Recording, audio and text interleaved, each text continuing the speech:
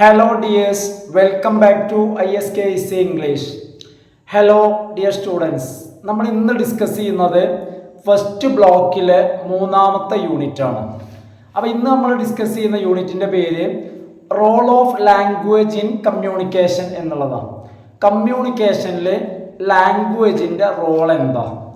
അപ്പോൾ നമ്മൾ സാധാരണ ചെയ്യുന്ന പോലെ നമുക്കിതിലെ ഒബ്ജക്റ്റീവ് ക്വസ്റ്റ്യൻസ് നോക്കാം. നമുക്കിതിൽ പഠിക്കാൻ വരുന്നത് ഒബ്ജക്റ്റീവ് ക്വസ്റ്റ്യൻസ് 8 എണ്ണമാണ്. അതായത് ഒന്നുകിൽ ഒരു വേർഡിലോ സെൻറ്റൻസിലോ ആൻസർ എഴുതേണ്ട ക്വസ്റ്റ്യൻസ്, 1 മാർക്കിന് ചോദിക്കാവുന്ന ക്വസ്റ്റ്യൻസ് കേട്ടോ. ഒന്നാമത്തെ question, what are the basic language skills? എന്തെല്ലാമാണ് അടിസ്ഥാനപരമായിട്ടുള്ള ലാംഗ്വേജ് സ്കിൽസ്, ഭാഷാ കഴിവുകൾ ഏതൊക്കെയാണ്? Answer, reading, writing, speaking, listening. ഈ 4 എണ്ണമാണ് ബേസിക് ലാംഗ്വേജ് സ്കിൽസ്. ഞാനത് എക്സ്പ്ലെയിൻ ചെയ്യുന്നില്ല, അതിൻ്റെ ആവശ്യമില്ല എന്നാണ് തോന്നുന്നത്. രണ്ടാമത്തെ ക്വസ്റ്റ്യൻ, വാട്ട് ഈസ് റെട്ടറിക് എന്ന?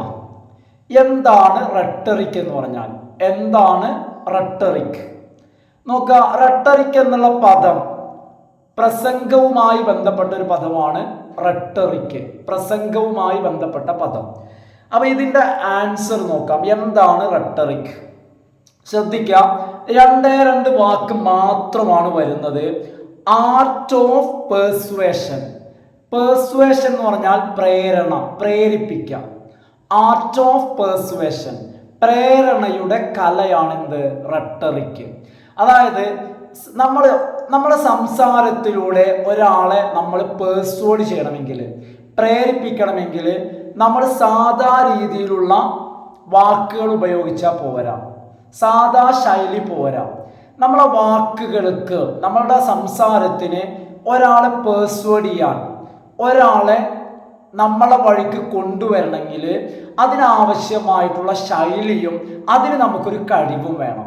ഇപ്പോൾ എക്സാമ്പിൾ പറയുകയാണെങ്കിൽ, ചില ആളുകളുടെ പ്രസംഗം കേട്ടാൽ അത് മതപരമായിക്കോട്ടെ, അതല്ല പൊളിറ്റിക്കലായ പ്രസംഗമായിക്കോട്ടെ. ഇപ്പോൾ എക്സാമ്പിൾ പറയുകയാണെങ്കിൽ, നമുക്ക് നമ്മളുടെ മിനിസ്റ്റർ അല്ലേ ജലീൽ സാറിൻ്റെ പ്രസംഗം, ഇപ്പോൾ അത്തരമൊരു പ്രസംഗം നമ്മൾ കേൾക്കുകയാണെങ്കിൽ നമ്മൾ ഇരുന്ന് പോകും. അത് അദ്ദേഹത്തിൻ്റെ കഴിവാണ്. അതാണ് എന്ത്? Art of persuasion. ആളുകളെ പ്രേരിപ്പിച്ച്, കാരണം ആളുകൾ എങ്ങനെ, എത്ര തിരക്ക് എന്തുണ്ടെങ്കിലും ആളുകളെ നമ്മളെ വഴിയിലേക്ക്, അത് അദ്ദേഹത്തിന് അതിനുള്ള കഴിവുണ്ട്. അതുകൊണ്ട് തന്നെയാണ് അദ്ദേഹത്തിന്റെ പ്രസംഗം കഴിയുന്നത് വരെ ആളുകൾ ഇരുന്നു പോകും. മൂന്നാമത്തെ question, how many alphabets does English have? ഇംഗ്ലീഷിൽ എത്ര ആൽഫബറ്റ്സ് ഉണ്ട്? ഇംഗ്ലീഷിൽ എത്ര ആൽഫബറ്റ്സ് ഉണ്ട് എന്നുള്ളതാണ്. ഇത് മുൻപും പറഞ്ഞതാണ്.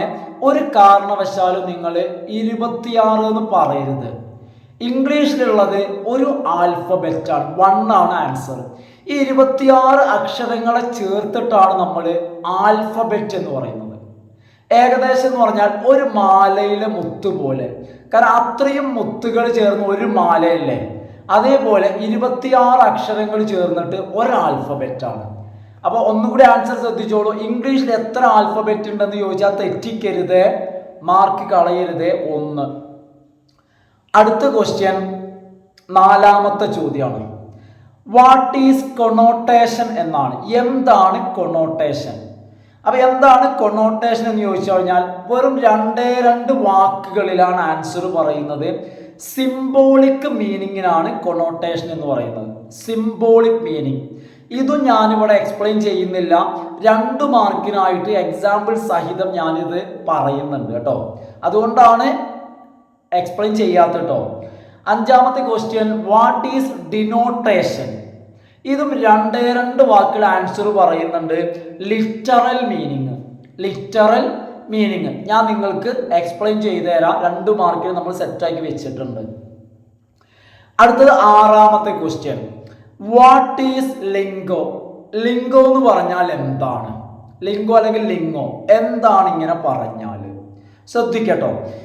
The vocabulary or jargon of a particular subject or a group of people.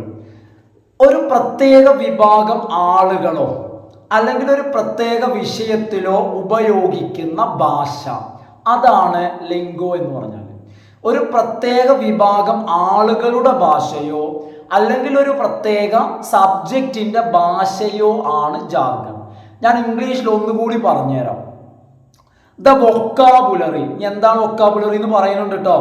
The vocabulary or jargon of A particular subject or A group of people, ഒരു പ്രത്യേക വിഭാഗം ആളുകൾ അല്ലെങ്കിൽ സബ്ജക്റ്റിലോ ഉപയോഗിക്കുന്ന വാക്കുകൾ വൊക്കാബുലറി.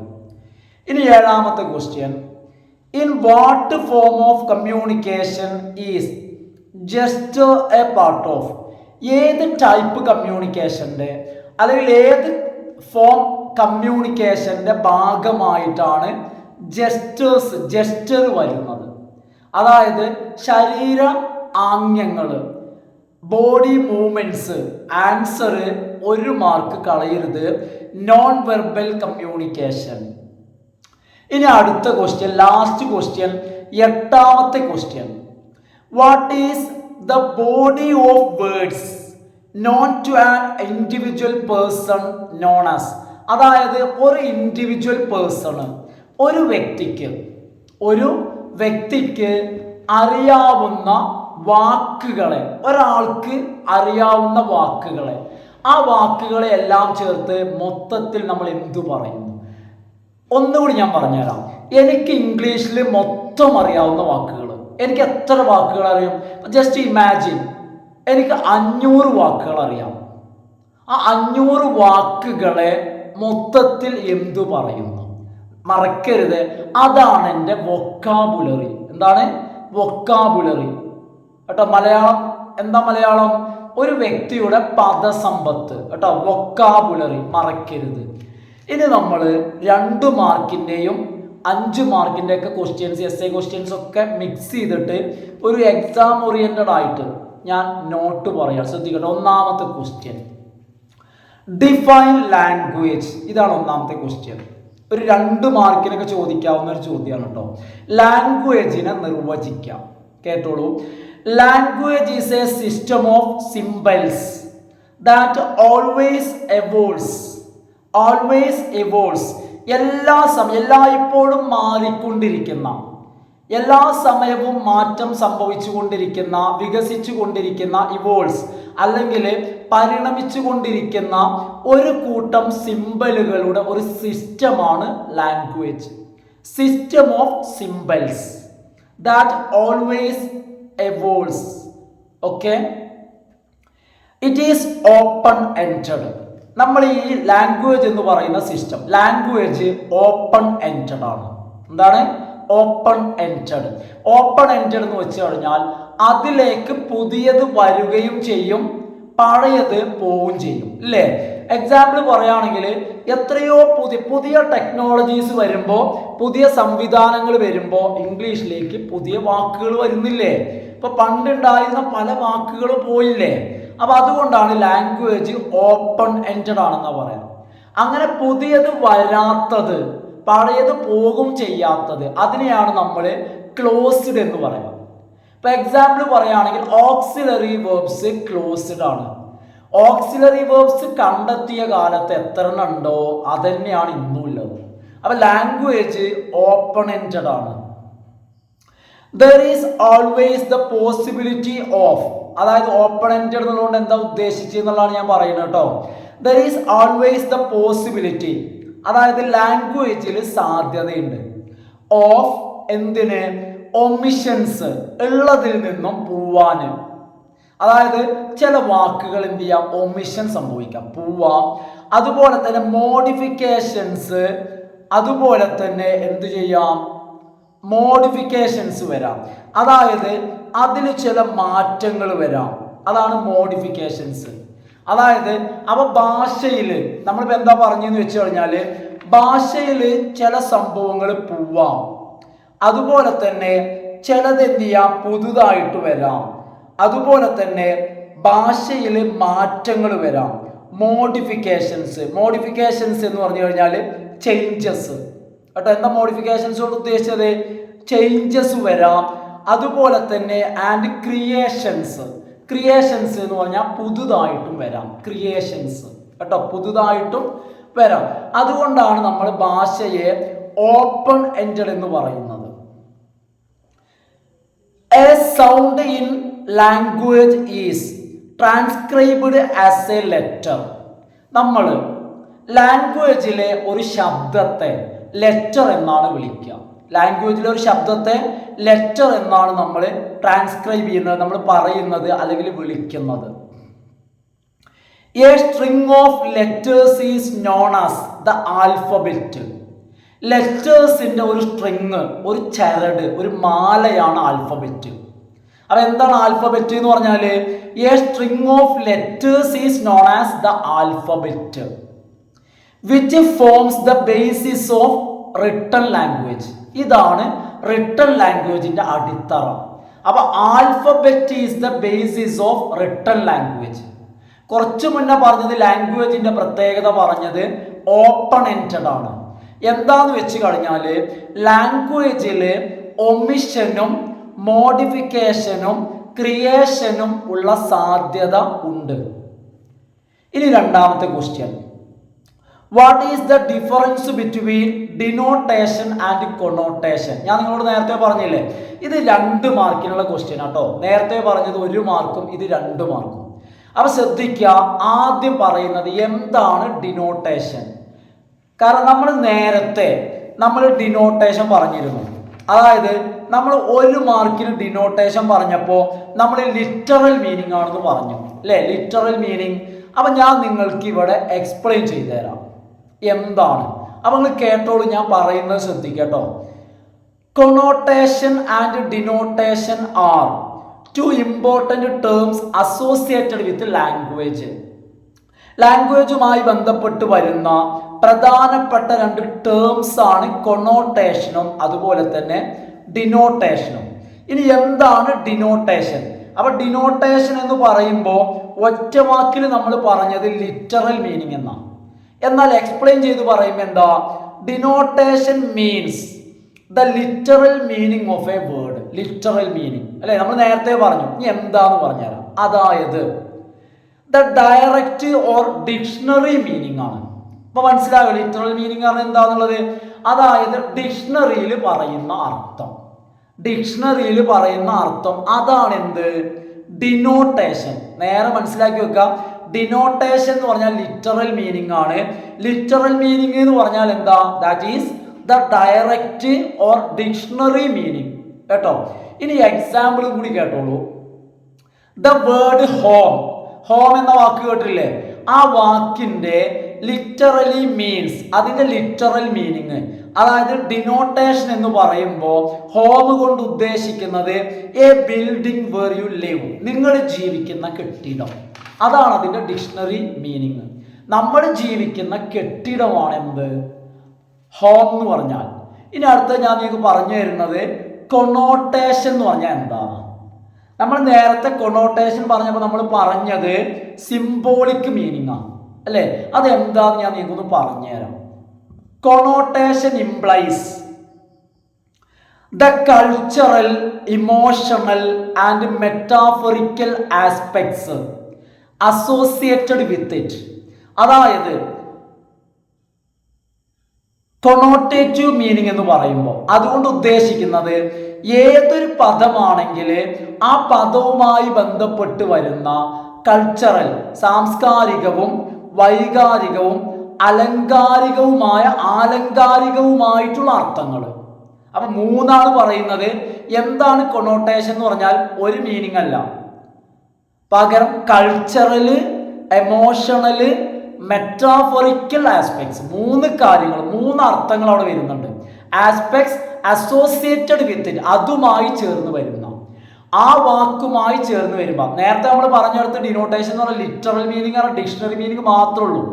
ഇവിടെ അങ്ങനെയല്ല, ഒരു വാക്കുമായി ബന്ധപ്പെട്ട് വരുന്ന മെറ്റാഫറിക്കൽ, ആലങ്കാരികവും എമോഷണൽ, വൈകാരികവും അതുപോലെ തന്നെ കൾച്ചറൽ ആസ്പെക്ട്സ്, വശങ്ങൾ, ഇതിനെയാണ് നമ്മൾ കൊണോട്ടേഷൻ എന്ന് പറയുന്നത്. ഇത് നോക്കൂ,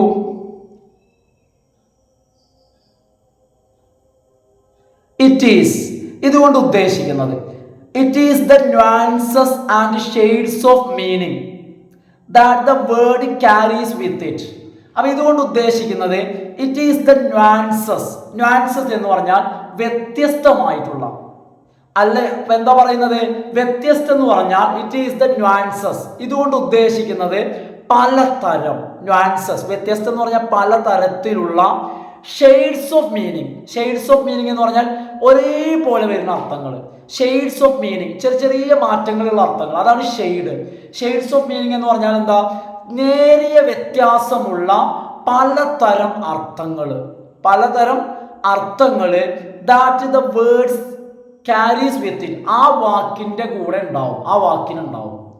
അപ്പോൾ ഒരു വാക്കിന് നേരിയ വ്യത്യാസമുള്ള, ചെറിയ വ്യത്യാസങ്ങളുള്ള വ്യത്യസ്തമായിട്ടുള്ള വാക്കുകളെയാണ്, അർത്ഥങ്ങളെയാണ് നമ്മൾ കൊണോട്ടേറ്റീവ് മീനിങ്, കൊണോട്ടേഷൻ എന്നുള്ളതുകൊണ്ട് ഉദ്ദേശിക്കുന്നത്.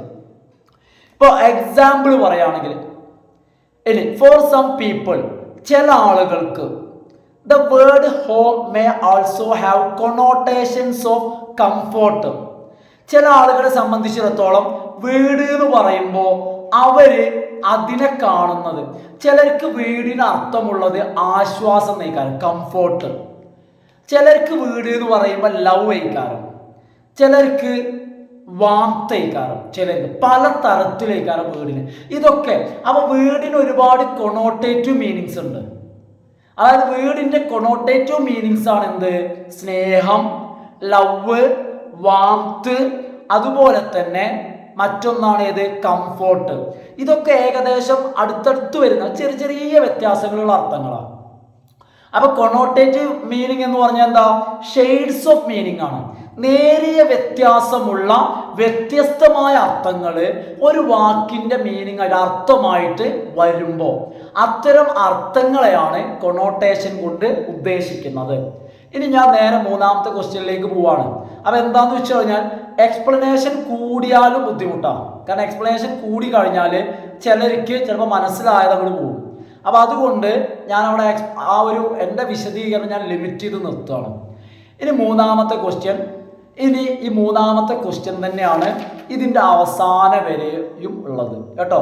അപ്പോൾ ശ്രദ്ധിക്കുക, ക്വസ്റ്റ്യൻ ഇതാണ്: what are some of the important uses or roles of language in communication? ഇനി നമ്മൾ ഡിസ്കസ് ചെയ്യാൻ പോകുന്ന ഒരു എസ്സേ ക്വസ്റ്റ്യനാണ്. പരീക്ഷയ്ക്ക് ചോദിക്കട്ടോ, ചില ആളുകൾ സാധ്യതയുള്ള എസ്സേ എന്നോട് ചോദിക്കാറുണ്ട്. അപ്പോൾ അത്തരം ഒരു എസ്സേ ആയിട്ട് നിങ്ങൾ പരിഗണിക്കാം. അപ്പോൾ ചോദ്യം ഇതാണ്: കമ്മ്യൂണിക്കേഷനിൽ ലാംഗ്വേജിൻ്റെ ചില വ്യത്യസ്ത റോളുകളെ കുറിച്ച് എഴുതുക, അല്ലെങ്കിൽ യൂസസ് എഴുതുക. എന്തെല്ലാം ഉപയോഗങ്ങളാണ് ലാംഗ്വേജിന് കമ്മ്യൂണിക്കേഷനിൽ ഉള്ളത്? നേരെ നമുക്ക് ആൻസറിലേക്ക് പോവല്ലേ. ഇനി നോക്കൂ, some important uses of language are. ലാംഗ്വേജിൻ്റെ ചില പ്രധാനപ്പെട്ട യൂസസ് ആകുന്നു. ഏതൊക്കെയാകുന്നു?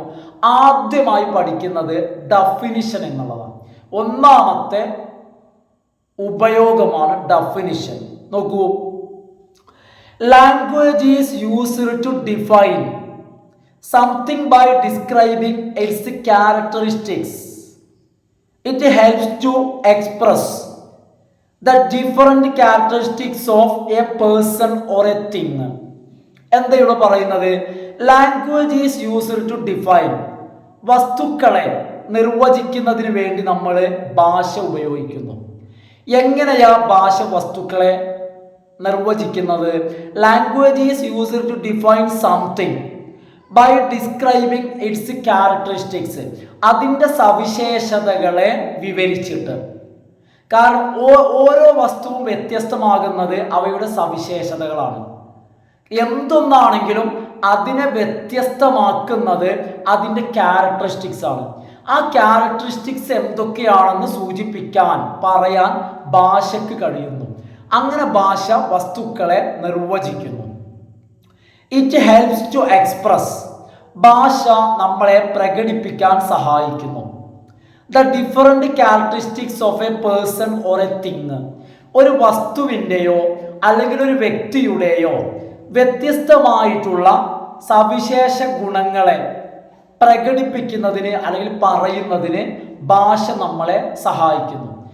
ഇപ്പോൾ എന്തായിക്കോട്ടെ, എൻ്റെ ഒരു സവിശേഷത പറയണമെങ്കിൽ ഭാഷ അല്ലാതെ കഴിയില്ലല്ലോ അല്ലെ. ഒരു വസ്തുവിൻ്റെ എന്തായിക്കോട്ടെ, ഒരു പേനയുടെ അല്ലെങ്കിൽ ഒരാളുടെ, ഇതിൻ്റെയൊക്കെ സവിശേഷത ക്യാരക്ടറിസ്റ്റിക്സ് പറയണമെങ്കിൽ നമുക്ക് ലാംഗ്വേജ് വേണം. Language defines a student. Language എന്ത് ചെയ്യുന്നു? ഒരു സ്റ്റുഡൻറ്റിനെ, വിദ്യാർത്ഥിയെ ഡിഫൈൻ ചെയ്യുന്നു. എങ്ങനെയാ ഡിഫൈൻ ചെയ്യുന്നത്? അതായത് ലാംഗ്വേജ് ഒരു സ്റ്റുഡൻറ്റിനെ ഡിഫൈൻ ചെയ്യുന്നത് എങ്ങനെയാന്ന് ചോദിച്ചു കഴിഞ്ഞാൽ, അതായത് നമ്മൾ എന്തിൻ്റെ അടിസ്ഥാനത്തിൽ അല്ലെങ്കിൽ എന്ത് വ്യത്യാസത്തിൻ്റെ അടിസ്ഥാനത്തിൽ അല്ലെങ്കിൽ ആ സ്റ്റുഡൻറ് ചെയ്യുന്ന എന്ത് റോളിൻ്റെ അടിസ്ഥാനത്തിലാണ് അവനെ സ്റ്റുഡൻ്റ് എന്ന് വിളിക്കുന്നത്. കാരണം അത് ഭാഷ പറയുന്നു. അതന്നെയാണ് ഇവിടെയും പറയുന്നത്. Language defines a student on the basis of the characteristics associated with the role. ആ ഒരു സ്റ്റുഡൻറ്റിൻ്റെ റോളുണ്ട്, ആ റോള് അതുമായി ബന്ധപ്പെട്ട ക്യാരക്ടറിസ്റ്റിക്സ്, സവിശേഷതകളുടെ അടിസ്ഥാനത്തിൽ. കാരണം ഒരു വിദ്യാർത്ഥിയുടെ റോൾ എന്താണോ ആ റോളിൻ്റെ പ്രത്യേകത എന്താ? ഒരു അധ്യാപകൻ എന്നുള്ള നിലയ്ക്കുള്ള എൻ്റെ റോളും വിദ്യാർത്ഥി എന്ന നിലയ്ക്കുള്ള വിദ്യാർത്ഥിയുടെ റോളും, ഈ രണ്ട് റോളിൻ്റെയും ക്യാരക്ടറിസ്റ്റിക്സ് ആണ് രണ്ടുപേരെയും വ്യത്യസ്തരാക്കുന്നത്. അതായത് എൻ്റെ റോളിൻ്റെ ക്യാരക്ടറിസ്റ്റിക്സ് വെച്ചാണ് എന്നെ അധ്യാപകൻ എന്ന് വിളിക്കുന്നത്. അതേപോലെ തന്നെയാണ് വിദ്യാർത്ഥിയുടെ റോളിൻ്റെ characteristics on the basis of the characteristics associated with the role. ആ റോളുമായി ബന്ധപ്പെട്ടിരിക്കുന്ന അസോസിയേറ്റഡ് ആയിരിക്കുന്ന ക്യാരക്ടറിസ്റ്റിക്സ് അത് വെച്ചാണ് ഭാഷ സ്റ്റുഡൻറ്റിനെ ഡിഫൈൻ ചെയ്യുന്നത്. അപ്പം ഞാൻ നിങ്ങൾക്ക് മനസ്സിലായി എന്ന് പ്രതീക്ഷിക്കുകയാണ്. ഇനി ഞാൻ ലാംഗ്വേജിൻ്റെ അടുത്ത യൂസിലേക്ക് പോവാണ്. അടുത്ത യൂസ് എന്ന് പറഞ്ഞാൽ ലാബലിംഗ് ആണ്. ലാബൽ ചെയ്യാം. വസ്തുക്കള്, ആളുകള്, ഇവയ്ക്ക് ലാബൽ, ഇവയെ മുദ്ര കുത്തുക അല്ലെങ്കിൽ ഒരു പേര് നിർണ്ണയിക്കാം. ഈ വ്യക്തി ഇങ്ങനെയാണ്, ഒരു ലാബൽ കൊടുക്കുക. ഇയാളൊരു മുൻചുണ്ടിക്കാരനാണ്, അല്ലെങ്കിൽ ഇയാൾ അങ്ങനെയാണ്, ഇയാൾ ഇങ്ങനെയാണ് എന്നൊക്കെ ലാംഗ്വേജ് ലാബൽ ചെയ്യാൻ ലാംഗ്വേജിന് പറ്റും. ഒരാളെ ഗുഡാണെന്ന്, ഒരു വ്യക്തിയെ ഗുഡ് എന്ന് ലാംഗ്വേജ് ലാബൽ ചെയ്യും. ഒരു വ്യക്തിയെ സ്ട്രിക്റ്റ് എന്ന് ലാബൽ ചെയ്യും. ഒരു വ്യക്തിയെ സിമ്പിൾ എന്ന് ലാബൽ ചെയ്യും. ഒരു വ്യക്തിയെ കോംപ്ലക്സ് എന്ന് ലാബൽ ചെയ്യും. ഇതിനൊക്കെ ആർക്ക് കഴിയും? ഭാഷയ്ക്ക് കഴിയും. അപ്പൊ ശ്രദ്ധിക്കട്ടെ, എന്താണ് ലാബലിംഗ്? ഇത് 2 മാർക്കിന് ചോദിച്ചിട്ടുള്ളൊരു ചോദ്യം കേട്ടോ. ലാബലിംഗ് ശ്രദ്ധിക്കട്ടോ. It is the process of describing someone or something in a word or a phrase. ഒരു വാക്കിലോ അല്ലെങ്കിൽ ഒരു ഫ്രേസിലോ ഒരാളെയോ അല്ലെങ്കിൽ ഒരു വസ്തുവിനെയോ ഡിസ്ക്രൈബ് ചെയ്യുന്ന പ്രക്രിയയാണ് ലാബലിംഗ്. അയാളൊരു പൊട്ടനാണ്, ഈസ് എ ഫൂൾ. ഒറ്റ വാക്കിൽ ഞാൻ അയാളെ ഡിസ്ക്രൈബ് ചെയ്തു, ഫൂൾ. അപ്പൊ ഇങ്ങനെ ഡിസ്ക്രൈബ് ചെയ്യണമെങ്കിൽ ഭാഷ കൊണ്ടേ കഴിയുള്ളൂ. മനസ്സിലായോ? ഞാൻ എങ്ങനെയാണ് ആ ഒരു നിർവചനം നോക്കൂ. എന്താണ് labelling? What is labelling? Labeling is the process of describing someone or something in a word or a phrase. വാക്കിലോ ഫ്രേസിലോ. അതായത് ഗ്രൂപ്പ് ഓഫ് വേർഡ്സിനെയാണ് നമ്മൾ ഫ്രേസ് എന്ന് പറയാം. ഒന്നിൽ കൂടുതൽ വാക്കുകൾ വരുമ്പോഴാണ് നമ്മൾ എന്ത് പറയാ? ഫ്രേസ് എന്ന് പറയാം. അത് നാമത്തെ മോഡിഫൈ ചെയ്യാൻ വരുമ്പോൾ നൗൺ ഫ്രേസ് എന്ന് പറയും. വെർബിനെ മോഡിഫൈ ചെയ്യാൻ വേണ്ടി വരുമ്പോൾ വെർബ് ഫ്രേസ് എന്ന് പറയും. ഞാനിപ്പോൾ കൂടുതൽ എക്സ്പ്ലെയിൻ ചെയ്യുന്നില്ല, നമ്മൾ ഗ്രാമർ ക്ലാസ് അല്ലല്ലോ. ഇനി നോക്കൂ, language uses the term strict to refer to a teacher. Language ഒരു ടീച്ചറിനെ സ്ട്രിക്റ്റ് എന്ന പദം കൊണ്ട് റെഫർ ചെയ്യും, പരാമർശിക്കും. ആ ടീച്ചർ സ്ട്രിക്റ്റ് ആണ്. കാരണം ഒരൊറ്റ പദം, ആ ഒറ്റ പദം കൊണ്ട് ഒരു ടീച്ചറിനെ റെഫർ ചെയ്യും. എങ്ങനത്തെ ടീച്ചറെ? എങ്ങനത്തെ ടീച്ചറാ strict? Who may not be very jovial. ആ ടീച്ചർ വളരെ ജോവിയൽ ആവില്ല എന്ന് വെച്ച് കഴിഞ്ഞാൽ ആ ടീച്ചർക്ക് തമാശയൊന്നും ഇഷ്ടാവില്ല. അതുപോലെ തന്നെ talks in a formal way. ആ ടീച്ചർ വളരെ ഫോർമൽ ആയിട്ടേ സംസാരിക്കൂ. Is very particular about deadlines. ഡെഡ് ലൈൻസിന്റെ കാര്യത്തിൽ വിട്ടുവീഴ്ച ഉണ്ടാവില്ല. നാളെ എന്ന് പറഞ്ഞാൽ ടീച്ചർക്ക് നാളെ തന്നെ കാണും. അത് ടീച്ചർ മറ്റന്നാളേക്കൊന്നും മാറ്റൂല. അതുപോലെ തന്നെ ഗിവ്സ് പണിഷ്മെന്റ്സ്. ഇത്തരം പണിഷ്മെന്റ്സ് നൽകും ചെയ്യും. കാരണം ഇത്രയും സവിശേഷതകൾ, ക്യാരക്ടറിസ്റ്റിക്സ് ഒരുമിച്ച് ചേരുന്ന വ്യക്തിയാണ് സ്ട്രിക്റ്റ്. അപ്പൊ ഒരാൾ പറയാണ്, എന്നെ കുറിച്ച് പറയാണ് ഞാൻ സ്ട്രിക്റ്റ് ആണെന്ന്. ഇപ്പം ഞാൻ ക്ലാസ് എടുക്കുന്ന, എൻ്റെ ക്ലാസ് കേട്ട് ഒരു കുട്ടി പറയാണ് ആ സാറ് സ്ട്രിക്റ്റ് ആണെന്ന് പറഞ്ഞാൽ, അത് കേട്ടാൽ മറ്റുള്ള കുട്ടികൾ എന്നെ കുറിച്ച് മനസ്സിലാക്കുക എന്താ? ഈ പറഞ്ഞ കാര്യങ്ങളാണ് മനസ്സിലാക്കുക. ഒന്നാമത് മനസ്സിലാക്കും, ഞാൻ എന്തല്ല, നോട്ട് വെരി ജോവിയൽ, ഞാൻ തമാശ പറയുന്ന ആളല്ല. രണ്ടാമത്തേത്, ഞാൻ വളരെ കർക്കശമായി ഫോർമലായിട്ട് ഞാൻ സംസാരിക്കൂ. മൂന്നാമത്തേത്, ഡെഡ് ലൈൻസിന്റെ കാര്യത്തിൽ നാളെ പഠിക്കണം, നാളെ നോട്ട് കംപ്ലീറ്റ് ചെയ്യണം, ഇത്തരത്തിൽ ഡെഡ് ലൈൻസിന്റെ കാര്യത്തിൽ ഞാൻ വളരെ കർക്കശ മനോഭാവക്കാരനാണ്. അതുപോലെ തന്നെ ഞാൻ പണിഷ്മെന്റ് കൊടുക്കും. അപ്പൊ നിങ്ങളൊന്ന് ആലോചിക്കണം, ഈ സവിശേഷതകളെല്ലാം കേവലം ഒരൊറ്റ പദത്തിനുള്ളിൽ ഒതുക്കി. ഏത് പദത്തിനുള്ളിൽ? സ്ട്രിക്റ്റ്. അപ്പൊ ആ വേർഡ് കൊണ്ട് ഇംപ്ലേ ചെയ്യുന്നത് ഈ പറഞ്ഞ കാര്യങ്ങളൊക്കെ എന്ത് ചെയ്യുന്നുണ്ട്? സൂചിപ്പിക്കുന്നുണ്ട്. ഇതിനാർക്ക് മാത്രമേ കഴിയൂ? ഇത് ഭാഷയ്ക്കേ കഴിയൂ. It is only because of language. ഭാഷ കൊണ്ട് മാത്രമാണ് ഇത് സാധിക്കുന്നത്. അതായത് that all those characteristics could be expressed in a single term. ആ സവിശേഷതകളെല്ലാം ഒരൊറ്റ ടേമിനുള്ളിൽ എന്ത് ചെയ്തു? ഒതുക്കി എന്നുള്ളതാണ്, എക്സ്പ്രസ് ചെയ്തു എന്നുള്ളതാണ്. ആ വ്യക്തി അങ്ങനെയൊക്കെയാണെന്ന് പറയേണ്ട കാര്യമില്ല. കാരണം ഒറ്റ കാര്യം പറഞ്ഞാൽ മതി. ഇതൊന്നും പറയേണ്ട എന്ത്?